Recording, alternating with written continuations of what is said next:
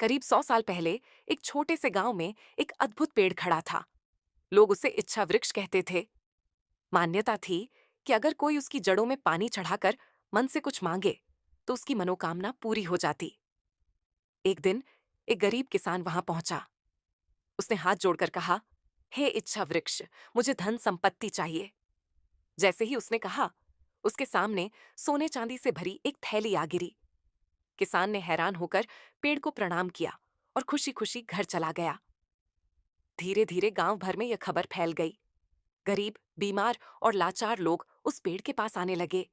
कोई अनाज मांगता, कोई कपड़े, तो किसी को संतान चाहिए होती। पेड़ सबकी इच्छाएं पूरी करता और हर किसी का जीवन बदलने लगा। लेकिन समय किसी पर मेहरबान नहीं रहता। सालों बीते और पेड़ बूढ़ा हो गया। उसकी शाखाएं सूखने लगीं और धीरे धीरे उसकी शक्ति भी समाप्त हो गई। एक दिन एक विधवा स्त्री उसके पास आई। उसने आंसू भरी आंखों से कहा, हे वृक्ष, मुझे अपने बच्चों के लिए अनाज चाहिए। लेकिन पेड़ से कोई चमत्कार न हुआ। निराशा में वह औरत वहां से चली गई। यह देखकर पेड़ का हृदय टूट गया। उसने खुद से कहा, हे भगवान, मुझे फिर से शक्ति दो। मुझे अच्छा नहीं लगता कि लोग खाली हाथ लौट जाएं। पेड़ का दुख सुनकर भगवान प्रकट हुए। उन्होंने कहा, तेरी शक्ति वापस आ सकती है, पर इसके लिए एक कठिन कार्य करना होगा। इस गांव से दूर घने जंगल में एक जादुई कुआं है। अगर कोई वहां से पानी लाकर तुझ पर डाले तभी तुझे शक्ति मिलेगी। लेकिन यह काम कौन करेगा, यह तुझे स्वयं सोचना होगा। इतना कहकर भगवान अदृश्य हो गए। पेड़ मौन और उदास खड़ा था। तभी गांव का एक समझदार युवक वहां आया। उसने पेड़ से पूछा, हे इच्छा वृक्ष, तुम इतने दुखी क्यों हो? पेड़ ने पूरी बात उसे बताई।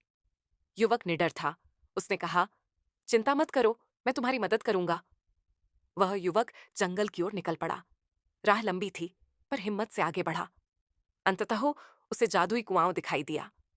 कुएं से उसने पानी निकाला और सावधानी से एक घड़े में भर लिया। वापसी पर कई बाधाएं आईं, जंगली जानवर, अंधेरा और रास्ते की कठिनाई। लेकिन युवक हार नहीं मान सका। अंत में वह गांव लौट आया और पेड़ की जड़ों में जादुई पानी डाल दिया। अचानक पूरा पेड़ प्रकाश से जगमगा उठा। उसकी सारी पुरानी शक्ति वापस लौट आई। कृतज्ञता में पेड़ ने युवक को सोने चांदी से भरी पोटली दी और आशीर्वाद दिया। अगले दिन वही विधवा स्त्री फिर से भूखी प्यासी वहां पहुंची। इस बार पेड़ ने उसे पहचान लिया। अपनी शक्ति से उसने तुरंत अनाज की ढेरी प्रकट की। औरत रोते हुए बोली, धन्यवाद इच्छा वृक्ष, आज मेरे बच्चों का पेट भर गया। पेड़ मुस्कुराया। उसे संतोष था कि अब वह फिर से सबकी मदद कर सकता है।